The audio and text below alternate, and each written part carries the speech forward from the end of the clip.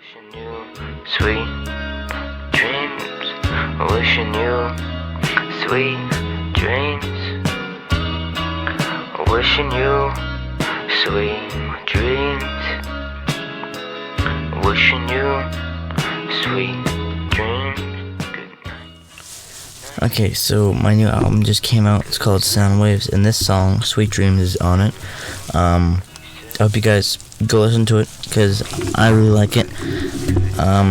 It includes a lot of my emotions and thoughts and stuff over the past few months, so go listen to it if you want, and hope you enjoy. So let's get to the podcast episode today, and yeah.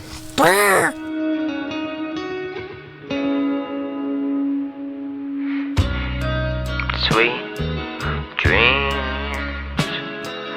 Wishing you sweet dreams. Wishing you sweet dreams.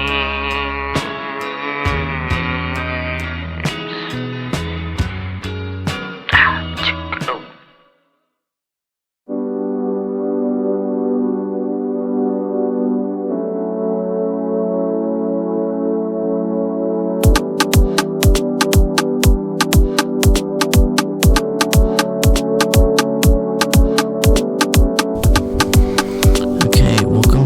Today's podcast episode, or welcome to the Underdog podcast. I think this is episode 18 that we're on, so hello.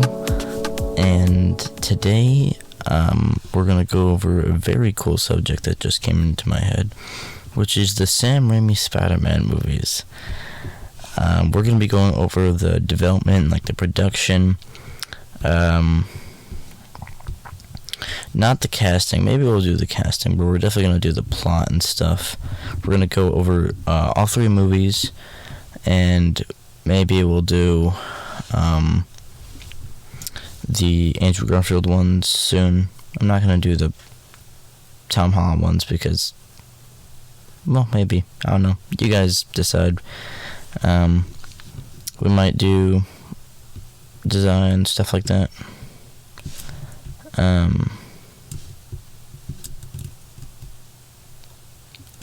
Yeah, so let us get into it. I just want to say first that these are, of course, my opinions on the films. I love them very much, and, well, the third one was kind of out there, but that third one made me cringe and want to die a lot more than any other movie in the series, so there's that. But welcome to this.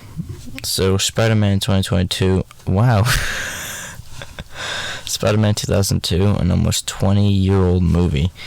Tobey Maguire has aged 20 years since then. Spider-Man is a 2002 Did I say 2022 again? Spider-Man is a 2002 American superhero film based on the Marvel Comics superhero of the same title. Directed by Sam Raimi from a screenplay of David Coep, it is the first installment in Raimi's Spider-Man trilogy and stars Tobey Maguire as the titular character, alongside Willem Dafoe, Kirsten Dunst, James Franco, Cliff Robertson, and Rosemary Harris. The film chronicles Spider-Man's origin alongside story and early Spider-Man superhero career. After being bitten by a genetically altered spider, outcast teenager Peter Parker develops spider-like superhuman abilities and adopts a masked superhero identity to fight crime and injustice in New York City, facing the sinister Green Goblin in the process. Development on a live-action Spider-Man began in the 1980s. Filmmakers Tobe Hooper, James Cameron, and Joseph Zito were all attached to direct the film at one point. However, the project would languish in development hell due to licensing and financial issues. After progress on the film stalled for nearly 25 years, it was licensed for a worldwide release by Columbia Pictures in 1999 after it acquired options from Metro-Goldwyn-Mayer on all previous scripts developed by Canon Films, Carlaco, and New Canon. Exercising its option on just two elements from the multi-script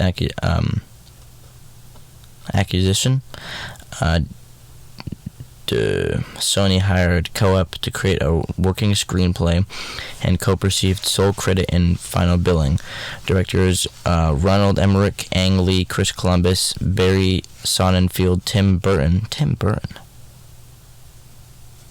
Michael Bay, Jay DeBont, M. Night I can't speak. These past 2 podcast episodes, I haven't been able to say anything. M. Night Shyamalan, Tony Scott, and David Fincher, sorry if I said that other one wrong, were considered to direct the project before Raimi was hired as director in 2000. The Co-op script was written by Scott Rosenberg during pre-production and received a dialogue polish from Alvin Sargent during production. Filming took place in Los Angeles and New York City from January to June 2001. Sony Pictures Imageworks handled the film's visual effects. Spider-Man premiered at the Man Village Theater on April 29th, 2009, and was released in the United States on May 3rd. The film received positive reviews from audience and critics who praised Raimi's direction, the performances, visual effects, action sequences, and musical score. It was the first film to reach $100 million in a single weekend, as well as the most successful film based on a comic book at the time. With a box office gross of over $825 million worldwide, it was the 3rd highest grossing film of 2002, the highest grossing superhero film, and the 6th highest grossing film overall at the time of its release. Spider-Man is credited for redefining the modern superhero genre as well as the summer blockbuster. After its success, the film spawned 2 sequels, Spider-Man 2 and Spider-Man 3, released in 2004 and 2007 respectively.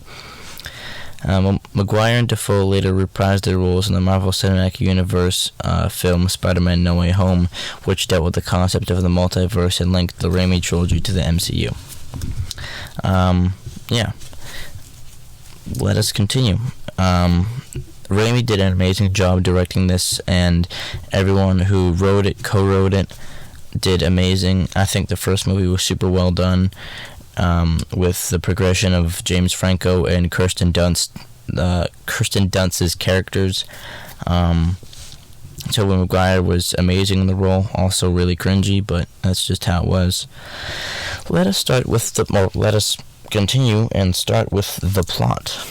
First, I'm going to check if my audio was loud. I've moved my microphone a bit away. I will let myself know in a bit if it is good or not. On a school trip, high school senior Peter Parker visits a Columbia University genetics laboratory with his best friend Harry Osborn and his crush Mary Jane Watson. There, a genetically engineered super spider bites him and he falls ill upon returning home. Meanwhile, Harry's father, Norman Osborn, a scientist and the founder and owner of Oscorp, tries to secure an important military contract. He experiments on himself with an unstable performance-enhancing chemical and goes insane, killing his assistant. The next day, Peter finds he is no longer nearsighted and has developed spider-like abilities. He can shoot webs out of his wrists and has quick reflexes, superhuman speed and strength, and a heightened ability to sense danger. Brushing off Uncle Ben's advice that with great power comes great responsibility, Peter considers buying a car to impress Mary Jane. Sorry, I gotta itch my leg. My leg be itchy, brother. That was, I'm not even gonna lie, this might sound weird, but that was a good itch. He enters an underground wrestling event to win the money for it, and he wins his first match, but the prompter cheats him out of his earnings. When a man robs the prompter's office, Peter allows him to escape in retaliation. Moments later, he discovers Ben was carjacked and killed. Peter pursues the carjacker, only to realize it was the man he let escape. The carjacker flees but dies after falling out a window. Meanwhile, a crazed Norman interrupts a military experiment on Oscorp's corporate rival Quest Aerospace and kills several people. Upon graduating, Peter begins using his abilities to fight injustice, donning a spandex costume and the masked persona of Spider-Man. J. Jonah Jameson, the publisher of the Daily Bugle newspaper, hires Peter as a freelance photographer since he is the only person providing clear images of Spider-Man. Upon discovering that Oscorp's board plans to oust him to sell the company to Quest, Norman assassinates them. Jameson dubs the mysterious, villainous killer the Green Goblin. Just so you know, in the last podcast episode and in this one, I'm using the wiki. I'm using Wikipedia pages on all of these because they are giving me the best information on it and not someone's opinion. I'm giving you my opinion, so I don't need someone else's to give mine. I don't know if that sounded rude. I hope it didn't, because I'm trying to be a nice man here. Anywho, the goblin offers Peter a place at his side, but he refuses. They fight and Peter is wounded. At Thanksgiving dinner, Peter's Aunt May invites Mary Jane, Harry, and Norman. During the dinner, Norman sees the wound and realizes Peter's identity. Thinking the only way to defeat Peter is to attack those special to him, Norman later attacks May, forcing her to be hospitalized. Whack, yo. Harry, who is dating Mary Jane, sees her holding Peter's hand to comfort him, presumes she has feelings for him. Devastated, Harry tells his father that Peter loves Mary Jane, unknowingly revealing Spider-Man's biggest weakness.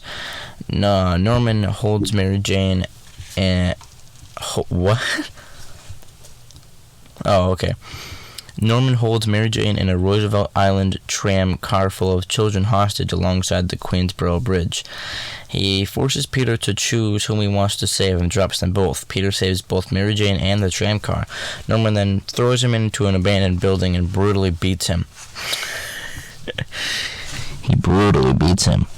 Wait, I'll do that again. I'm going to say that sentence again. Norman then throws him into an abandoned building and brutally beats him. When Norman says how he intends to kill Mary Jane, Peter regains his strength and gains the upper hand. Norman reveals himself to Peter and begs for forgiveness while subtly giving his glider ready to impale Peter from behind. Warned by a spider sense, Peter dodges the attack and the glider impales Norman instead. Norman tells Peter not to reveal his identity as the Goblin to Harry before dying. Peter takes Norman's body back to the Osborn house just as Harry arrives and, believing Spider-Man to have killed his father, pulls a gun on him, but he escapes. At Norman's funeral, Harry swears vengeance towards Spider-Man, whom he deems responsible for his father's death. Mary Jane confesses to Peter that she loves him. Peter, however, feels he must protect her from the unwanted attention of his enemies, so he hides his true feelings and tells Mary Jane that they can only be friends, causing her to be heartbroken. As Peter leaves, he recalls Ben's words and accepts his new responsibility as Spider-Man. Wonderfully done. The story and the cast, every aspect of this movie and the way it was done was just phenomenal. And I'm so glad to have watched and just have these movies out in the world so people can see that people can be so creative. Of course, Stan Lee created Spider-Man and used his mind and other geniuses put together to create such a cool character and cool characters for the MCU, like the entire cinematic universe, or not the cinematic universe, MCU is in Marvel comic universe, or the Marvel artistic universe. Stan Lee, of course, created all those characters over so many years, and it was insane. Or Stan Lee and other people, I don't know who to credit, but this movie was wonderfully done. I think that the progression of the three movies, Harry and Peter, Harry and Mary, and Peter and Mary, all of those relationships kind of like scramble all over the place. It's weird movies when it comes to those relationships and how they went. How Harry goes from being just the rich son that is thought of as a disappointment and embarrassment towards Norman Osborn to becoming the Green Goblin Jr. What else? Tries killing Peter in the second movie, but then, or was that the third one?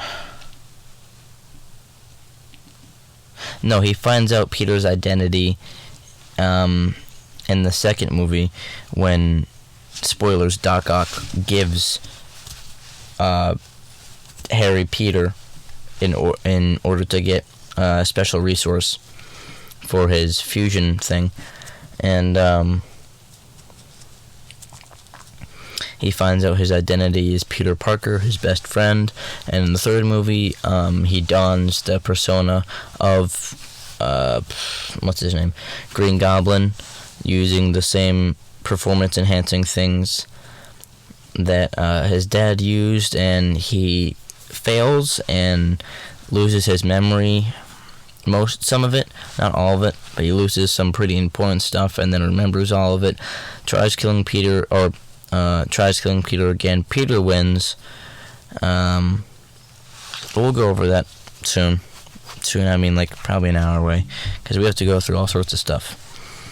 Go through the entire cast here. Do you want to do it?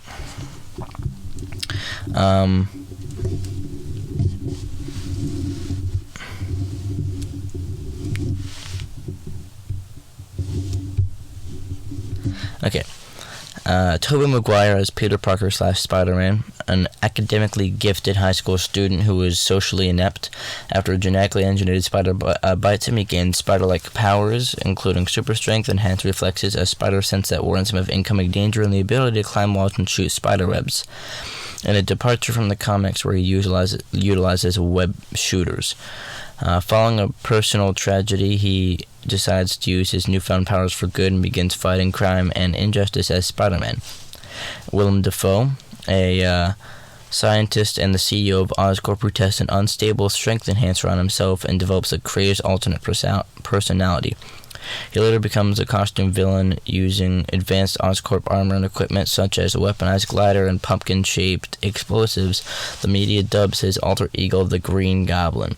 Norman develops animosity for Spider-Man after the hero refuses to join him and makes constant attempts to get back at him.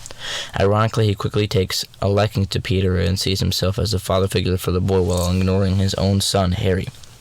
Kirsten Dunst, Peter's love interest ever since he was 6 years old. Mary Jane has an abusive father and aspires to become an actress, but gets a job as a waitress at a rundown diner, a fact she hides from her boyfriend Harry. She later develops feelings for Peter as they spend more time together and for his alter ego after he saves her on multiple occasions. James Franco, Peter's best friend and flatmate, Mary Jane's boyfriend and Norman's son, who is envious of his father's apparent closeness with Peter. Before being cast as Harry, Franco had screen tested for Spider-Man himself. Cliff Robertson, May Parker's husband and Peter's uncle, a laid-off electrician who is trying to find a new job. He's killed by a carjacker whom Peter had earlier refused to stop, and Peter leaves Peter with the message, "With great power comes a great responsibility." Rosemary Harris, pretty simple, Ben Parker's wife and Peter's aunt. J.K. Simmons portrays J. Jonah Jameson, the grouchy publisher of the Daily Bugle newspaper who considers Spider-Man a criminal. Ron Perkins portrays Mendel Stromm, Osborn's head scientist, while Gary Becker and Jack Betts play board members of Maximilian Fargas and Harry Balkin.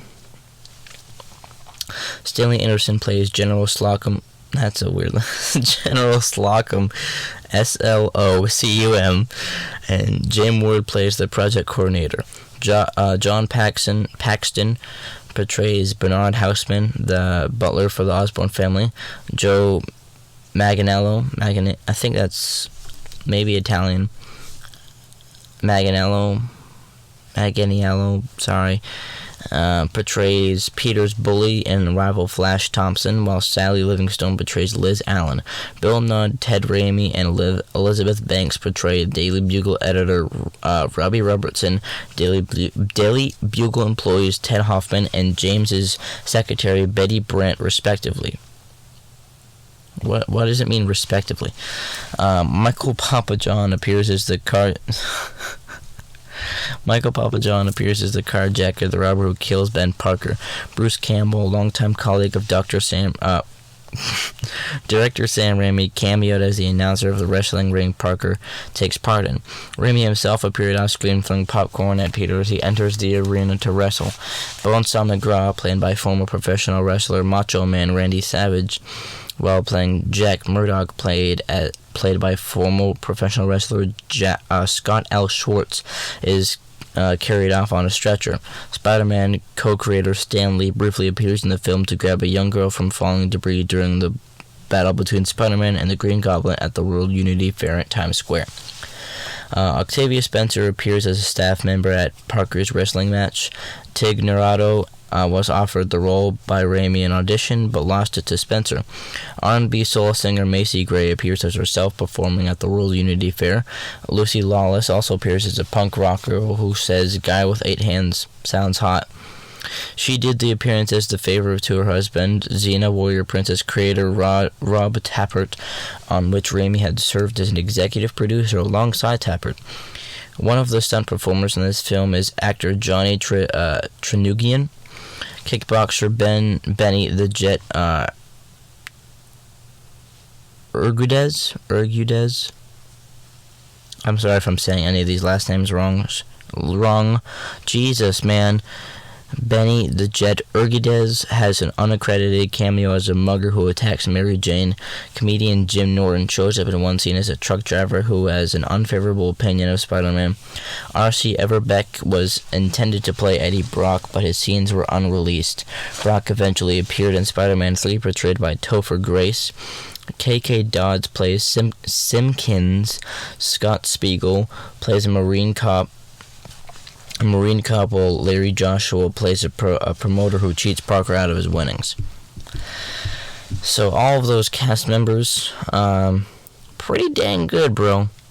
Well, I think the main cast, of course, is what drove it and was really good. The rest of the cast that was kind of like off-screen or mostly not shown as much, still really good. Like having J.K. Simmons was really fun. He's really funny. And all of his employees and assistants, really well done on their part for actors and stuff. Development.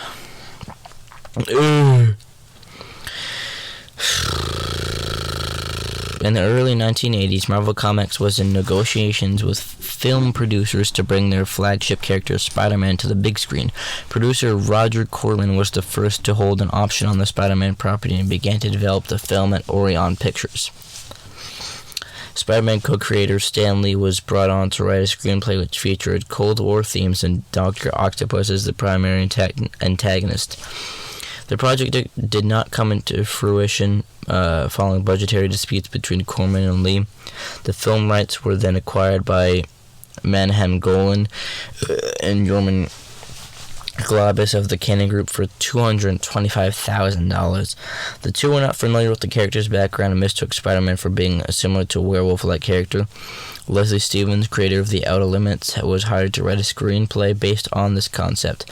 Stevens' script featured Peter Parker as an ID badge photographer who becomes a subject to a mad scientist experiment which transforms him into a human tarantula.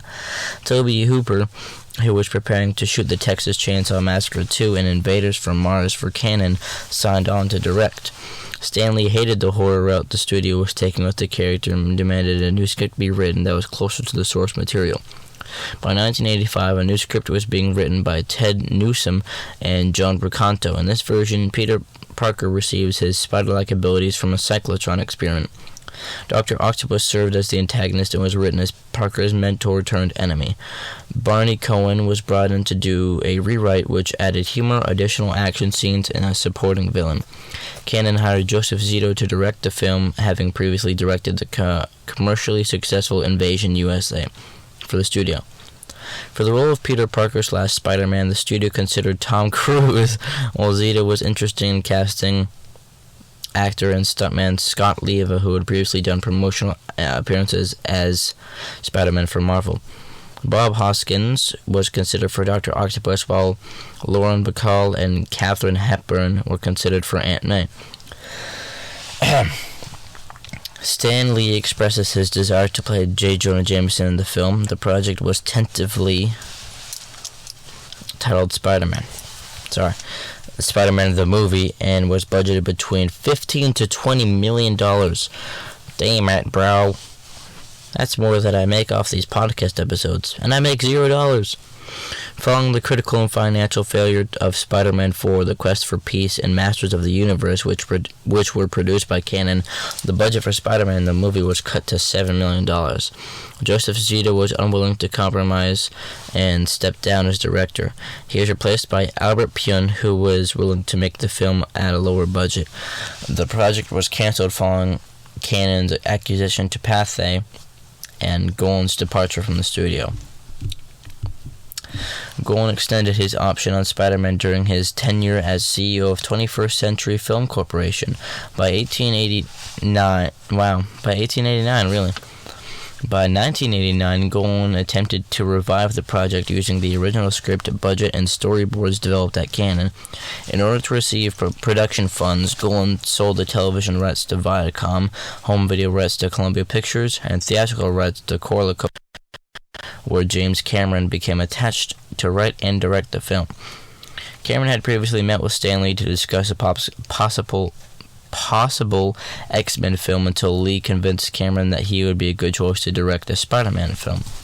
Cameron said superheroes were also fanciful to him.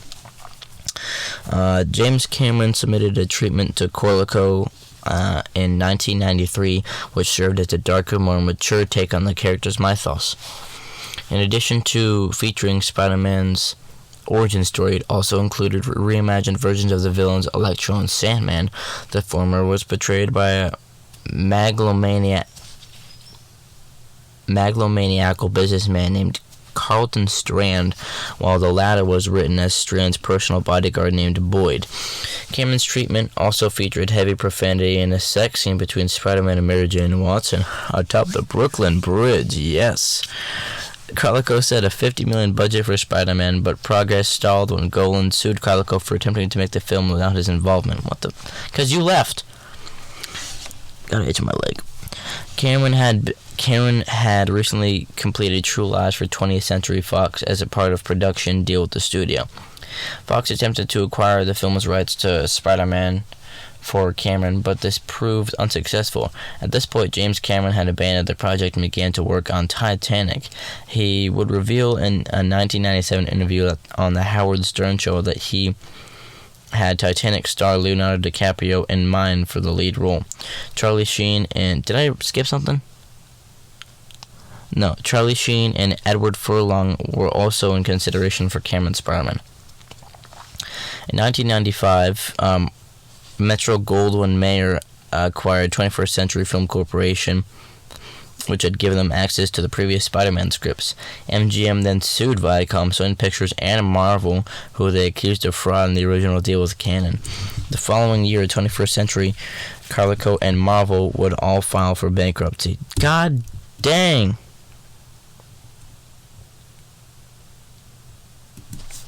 Wow.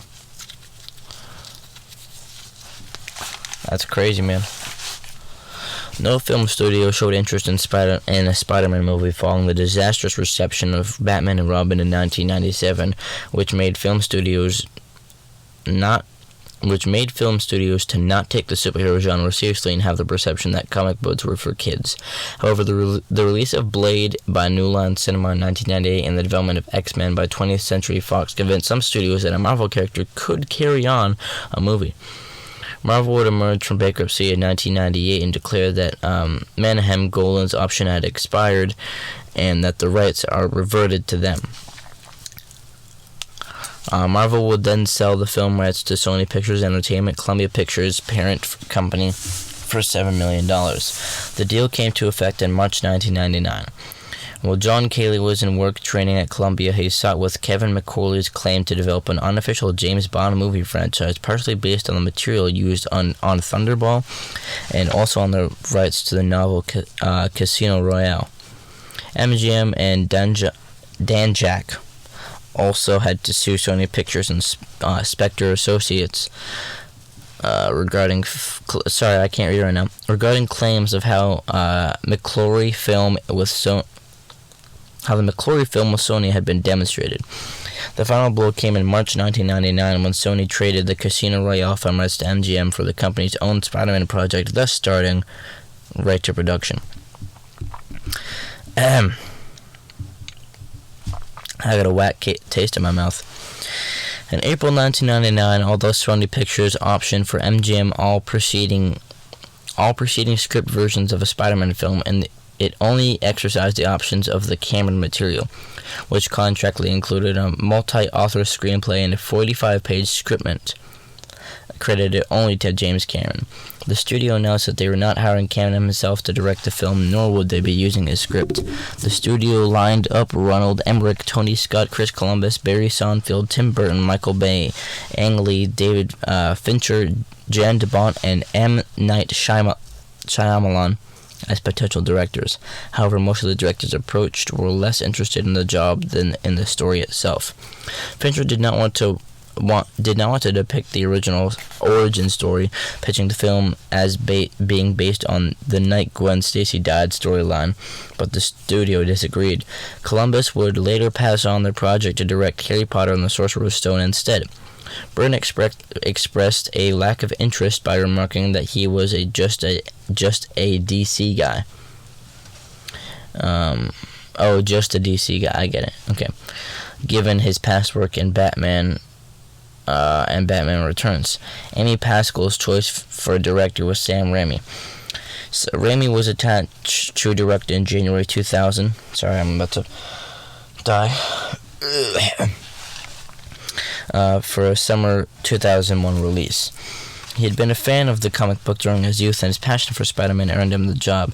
Raimi's agent Josh Donnan warned him that he wasn't Sony's preferred choice for the job, leading Raimi to cite all his reasons for which he would be the ideal director for the project during a meet with Pascal. Producer Laura Ziskin Callie, Marvel Studios chief Avi Arad, and film executive Matt Tolmach, before abruptly ending his pitch after 1 hour and not wanting to overstay if Sony executives didn't want him. Cameron's work became the basis of David Coep's first draft screenplay, often word for word. Coep said that Cameron's script was influential. Coep pitched the idea of having Peter Parker not getting his Spider-Man suit until after the film's first 45 minutes, so they could stretch out the origin story, and that Peter and Mary Jane would not get together at the end, feeling that the ending apart was romantic. Cameron's versions of the Marvel villains Electro and Sandman remained the antagonists. Coep's rewrite between Norman Osborn and Peter Parker would be more interesting. Thus, he dropped Dr. Octopus from the film. In June, Columbia hired Scott Rosenberg to rewrite Cope's material.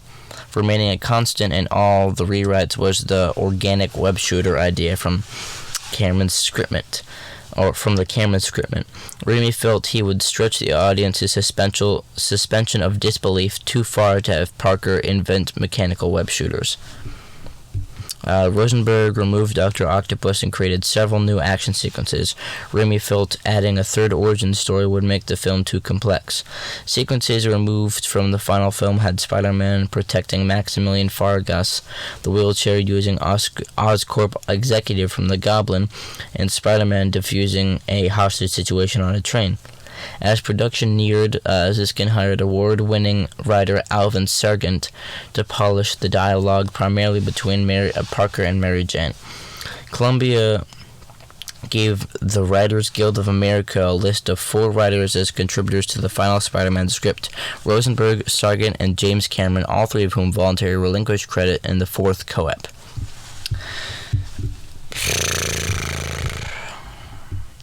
That seems like so much work just to develop the movie. I'm gonna go. Sorry for the abrupt cutoff there. I just went to go get a drink of water, and I have repositioned once again for what I hope to be a more comfortable session here. Let's move on to. I still have more thoughts.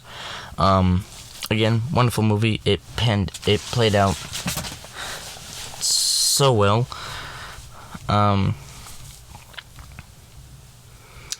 If I had more time, I would go over everything, but we have to go over to what is called Spider-Man 2. Spider-Man 2.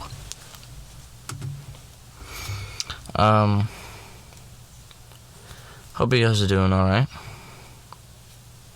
Spider-Man 2 was the movie that kind of not only piqued my interest of the series, but also was like, what the hell is going on? Let's do it. So, Spider-Man is a 2004 American superhero film directed by Sam Raimi and written by Alvin Sargent from a story by Alfred Goh, Miles Miller, and Michael Chabon. Based on the fictional Marvel Comics character of the same name, it is the second installment in Raimi's Spider-Man trilogy and the sequel to the 2002 Spider-Man, starring Tobey Maguire alongside Kirsten Dunst, James Franco, Alfred Molina, Rosemary Harris, and Donna Murphy. Set 2 years after the events of Spider-Man, the film finds Peter Parker struggling to stop Dr. Otto Octavius from recreating the dangerous experiment that kills his wife and leaves him neurologically fused to mechanical tentacles.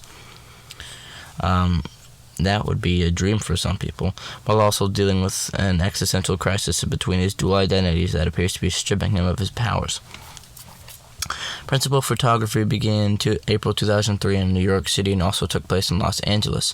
Reshoots took place later that year and concluded in December. Spider-Man 2 was released in both conventional and IMAX theaters on June 30th, 2004. It received widespread acclaim for critics who praised its emotional weight and its visual effects, as well as Maguire and Molina's performances and Raimi's direction, and grossed $789 million worldwide, making it the third highest grossing film of the year.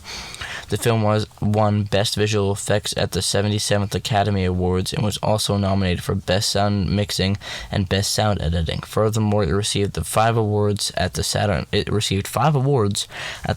Awards, including Best Fantasy Film and Best Director for Raimi. The film is widely regarded as one of the greatest superhero films ever made and a blueprint for future movies in the genre. Its success led to Spider-Man 3. Maguire and Molina reprised their roles in 2021 Spider-Man No Way Home. Okay, the plot. 2 years after becoming Spider-Man, Peter Parker is estranged from both his love interest Mary Jane Watson and his best friend Harry Osborn, and discovers that his Aunt May is facing eviction. He finds himself suffering temporary but recurring losses of his powers, often in life-threatening situations. Harry, who is now head of Oscorp's Genetic and Scientific Research Division, is sponsoring a fusion power project by nuclear scientist Otto Octavius, who befriends and mentors Peter. While handling hazardous materials, Octavius wears a harness of powerful robotic tentacles with artificial intelligence. During a public demonstration that Peter and Henry attend, a power spike causes the fusion reactor to destabilize. Otto refuses to shut down the reactor, which goes critical, killing his wife and burning the inhibitor chip, blocking the arms from his nervous system. As Spider-Man, Peter manages to shut the experiment down. At a hospital, doctors prepare to surgically remove Octavius's harness. Without the inhibitor chip, the arms have become sentient and defend themselves by killing the doctors. Afterwards, Octavius takes refuge at a harbor. Now corrupted by the arm's AI, he decides to retry his experiment and robs a bank to fund it. The Daily Bugle dubs the scientist Dr. Octopus. Mary Jane becomes engaged to astronaut John Jameson, the son of Bugle editor J. Jonah Jameson. Peter suffers an emotional breakdown over his inability to balance his life and loses his powers completely due to the stress. He quits being Spider-Man, returns to his normal life, and unsuccessfully attempts to reconcile with Mary Jane. He also finally confesses to Aunt May the truth about Uncle Ben's death. Aunt May forgives him, but the rise in the city's crime rates worries Peter. Requiring the isotope tritium to fuel his reactor, Octavius visits Harry to demand it. Harry agrees in exchange for Spider-Man, whom he still believes is responsible for his father's death. He tells Octavius to seek Peter, who Harry believes is friends with Spider-Man, but tells him not to harm him. Octavius locates Peter, tells him to find Spider-Man, and captures Mary Jane. Her endangerment leads to Peter's powers returning, and goes after Octavius. As they battle, they fall onto a New York City subway train. Octavius sabotages and leads Peter to save the derailing train, which he does at a great physical toll. Octavius captures a weakened Peter and delivers him to Harry. Harry prepares to kill Spider-Man, only to be shocked to see Peter under the mask. Peter convinces Harry to direct him to Octavius's lair, as bigger things are at stake. Ugh. Changing positions once more.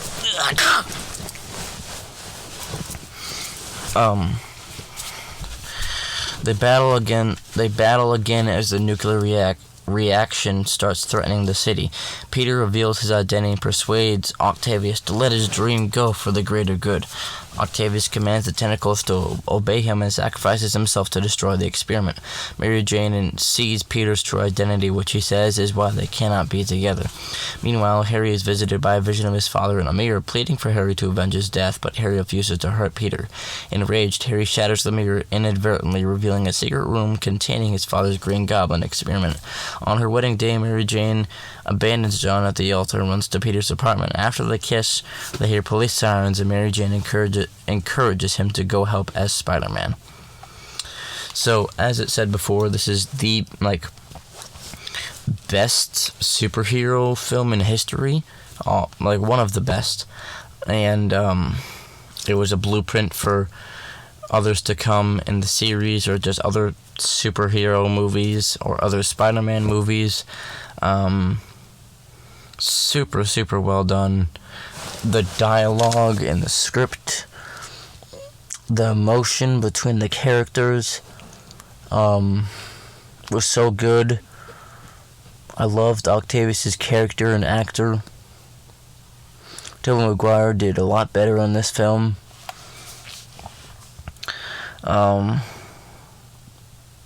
I think the only person that we have to go over in the cast is Alfred Molina as Dr. Otto Octavius, or his real name, Dr. Octopus. A scientist working on behalf of Oscorp and Peter's role model and mentor who goes insane after his failure to create a self-sustaining fusion reaction, which also resulted in the death of his wife, Rosie. Octavius is bonded with his handling equipment for four artificially intelligent mechanical tentacles, which influence his mentality and convince him that he must finish his experiment at all costs.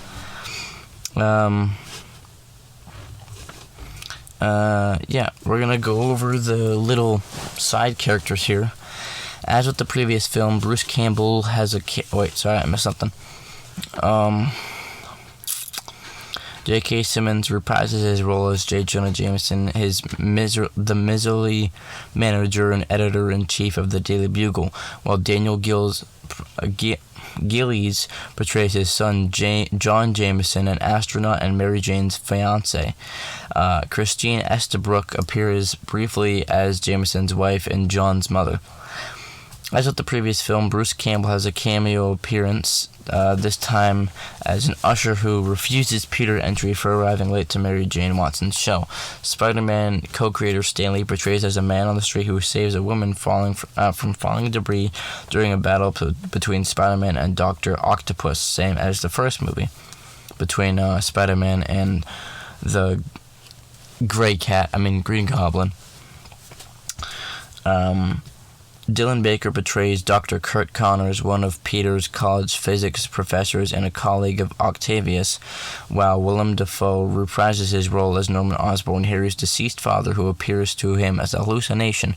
Dafoe came up with the idea during promotion for Spider-Man, which he compared to King Hamlet haunting his son to avenge him. Elizabeth Banks, John Paxton, Ted Raimi, and Bill Nunn reprise their roles as Betty Brant, Osborn family butler, Bernard Houseman, Ted Hoffman, and Robbie Robertson, respectively. What does that mean? I still don't get that. Ayla Baskin portrays Mr. Ditkovich, which is Peter's landlord, whose name is in reference to the Spider-Man co-creator Steve Ditko. And Magina Tova plays his daughter Ursula. Cliff Robertson reprises his role as Peter's uncle Ben Parker in a flashback.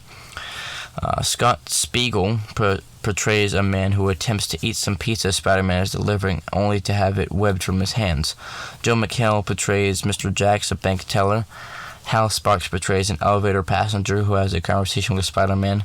Donnell Rawlings portrays the New Yorker who exclaims that Spider-Man stole the guy's pizzas. And Emily Deschanel portrays a receptionist. Bent Briscoe plays the garbage man who finds Spider-Man's costume in the trash and gives it to Jameson. Peter McRobbie plays an Oscorp representative. Reed Diamond plays Algernon. Peyton List and her brother Spencer List make their famed film debuts playing a little girl and boy playing on steps respectively. What does that mean? Daniel Day Kim plays Raymond, an assistant of Otto Octavius working in his laboratory. Asif Mandvi portrays Mr. Aziz, the owner of Joe's Pizza. Joey Diaz, Dan Hicks, and Chloe Dykstra. That sounds odd. Chloe Dykstra. Portrayed train passengers. Vanessa Ferlito portrays Luis, one of Mary Jane's co-stars. Joey Bryant appears as a spectator that witnesses Spider-Man in action. John Landis plays one of the doctors who operate on Dr. Octopus. Phil Lamar portrays a train passenger who is most easily seen to the left of Spider-Man, the viewer's right, while the hero uses webbing to slow the train down. Greg Edelman portrays Dr. Davis. Great cast for this movie, basically kind of the same, except for, new side characters and stuff, but, new thoughts. Sam Raimi and all of those co-writers, or directors, and those people who kind of, manned the whole movie and its development. This page for development is a lot shorter than the last one. Oh my god. Okay. But all of those people did an amazing job on all of these movies. Just creating the best possible outcome and characters for this whole franchise.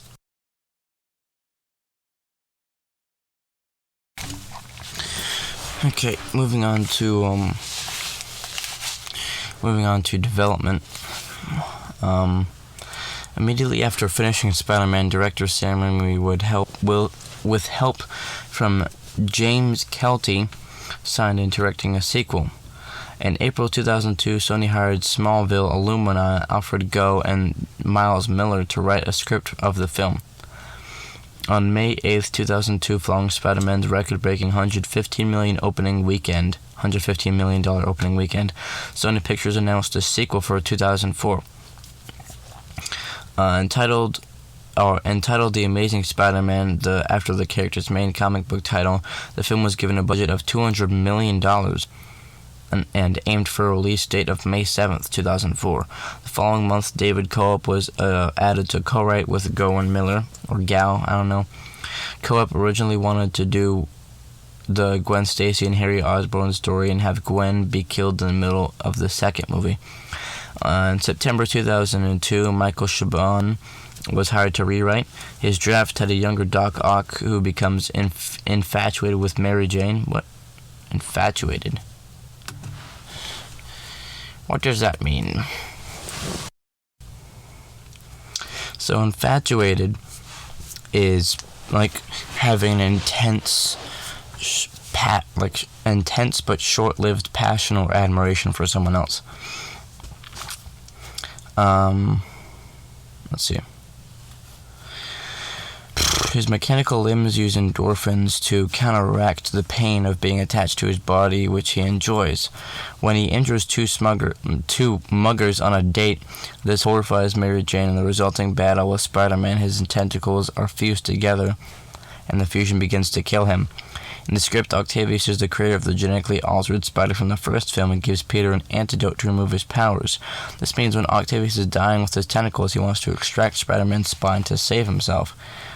This leads to an alliance with Harry, a detail which made it into the finished film, Beforehand, Harry and the Daily Bugle put a $10 million price on Spider-Man's head, causing the city citizens to turn against him.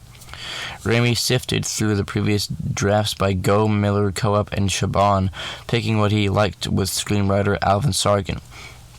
He felt that thematically the film had to explore Peter's conflict with his personal wants against his responsibility, exploring the positive and negatives of his chosen path and how he ultimately decides that he can be happy as a heroic figure. Although the story takes some partial influence from Doc Ock's debut in 1963 and the 1966 storyline, If This Be My Destiny, the story was mostly visually interesting. The story was both a visually interesting villain who was a physical match for Spider-Man and a sympathetic figure with humanity, accompanied by the fact that the character had been repeatedly considered a villain for the first film over the course of its 15-year development. Raimi changed much of the character's backstory, however, adding the idea of Otto Octavius being a hero of Peter and how the conflict was about trying to rescue him from his demons rather than kill him. When Tobey Maguire signed on to portray Spider-Man in 2000, he was given a 3-film contract. After filming Seabiscuit in late 2002, the pre-existing back condition that Maguire suffered from was bothering him. Raimi heard that Tobey would be paralyzed if there was an injury in his back. Jake Gyllenhaal, was cast to replace Maguire. The two actors so resemble each other that a source close to Maguire reportedly said, had Gyllenhaal take over the role a year from now, the public would know the difference. Maguire's girlfriend's father, Ronald Mayer, head of Universal Studios, helped the actor regain the role with a salary of $17 million. Gyllenhaal would later say in 2019 interview saying that he was one of the several actors considered to replace Maguire. Several actors were considered for the part of Dr. Octopus, including Ed Harris, Chris Cooper, and Christopher Walken. Molina was cast as Octavius in February 2003 and underwent physical training for the role. Raimi had been impressed by his performance in Frida and also felt that his large physical size was true to the comic book character. Molina only briefly discussed the role and was not aware that he was a strong contender. He was a big fan of Marvel Comics and was excited to get the part. Although he was not familiar with Doc Ock, Molina found one element of the comics that he wanted to maintain: the character's cruel, sardonic sense of humor.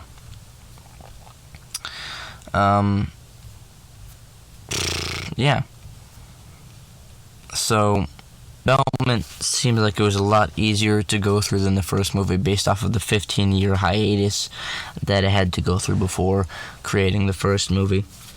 I think $200 million, wasn't for the budget, and that is insane. But it turned out to be one of the best movies, so I think Go,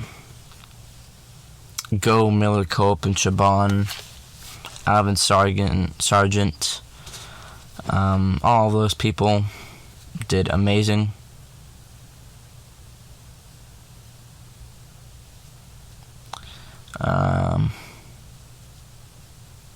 I think I skipped a line.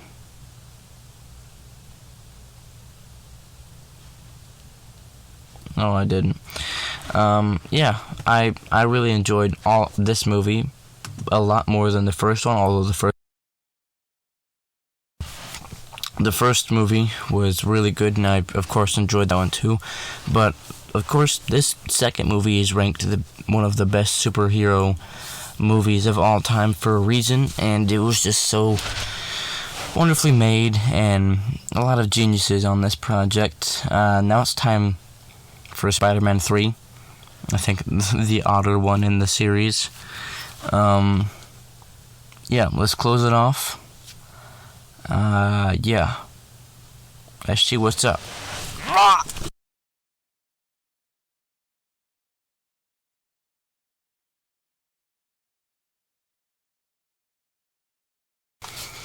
Okay, so Spider-Man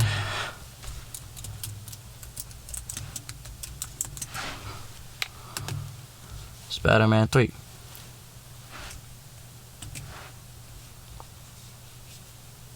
Yeah, man.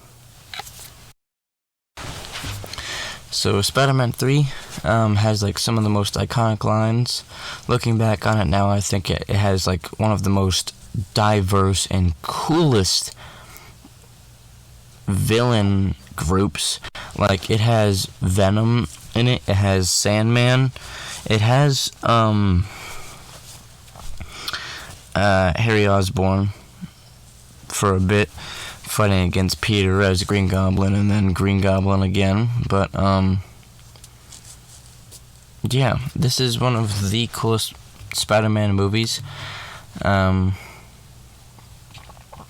Says Spider-Man 3 is a 2007 American superhero film based on the Marvel Comics character Spider-Man.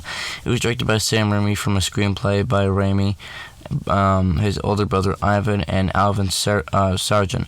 It is the final installment in Raimi's Spider-Man trilogy and the sequel to Spider-Man 2002 and Spider-Man 2 2004.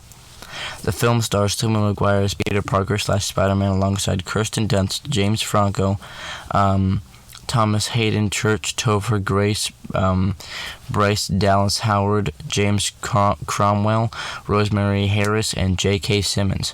The film also marks the final film appearance of Cliff Robertson before his retirement and death in 2011. Set a year after the events of Spider-Man 2, the film follows Peter Parker as he prepares for his future with Mary Jane Watson while facing 3 new villains: Uncle Ben's true killer, Flint Marko, who becomes Sandman after a freak accident; Harry Osborn, his best friend who is now aware of Peter's identity and seeks to avenge his father; and Eddie Brock, a rival photographer who subsequently transforms into Venom. Peter also faces the greatest challenge when he bonds with an extraterrestrial symbiote that increases his abilities but amplifies his anger and other negative traits. Development of Spider-Man 3 began immediately after a successful release of Spider-Man 2 for a 2007 release. During pre-production, Raimi originally wanted 2 villains, Harry Osborn and Sandman. At the request of producer Avi Arad, he added Venom to the list, and the producers also requested the addition of Gwen Stacy. Principal photography for the film began in January 2006 and took place in Los Angeles and Cleveland before moving to New York City from May until July 2006. Additional pickup shots were made after August, and the film wrapped in October 2006. During post-production, Sony Pictures Imageworks created over 900 visual effects shots. With an estimated production budget of $258 million to $350 million, it was the most expensive film ever made at the time of its release. Damn.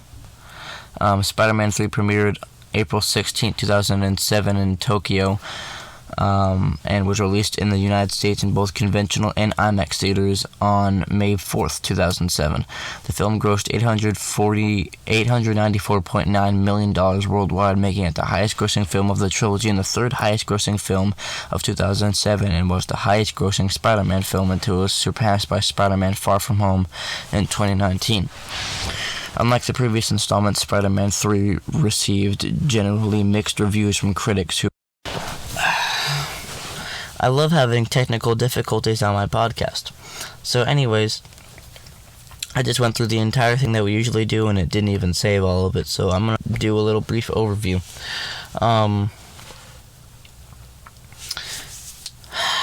I kind of can't. So basically, the plot is... Peter is trying to propose to Mary Jane because he loves her very much, and Harry is still in that state of being tempted by the hallucination of his father to kill Peter because he knows his true identity as Spider-Man. So he uses the performance enhancing stuff that his dad made. He gets all this new tech and a new suit, a new glider, and tries to kill Peter. He does not succeed, and he hits his head really hard on like a tube or something and gets amnesia. He forgets about the whole thing. He just remembers that his dad is dead. He doesn't remember a lot about him. So Peter's trying to propose to what's her name? MJ, and we get introduced to Flint Marco, you know, the Sandman. Sorry.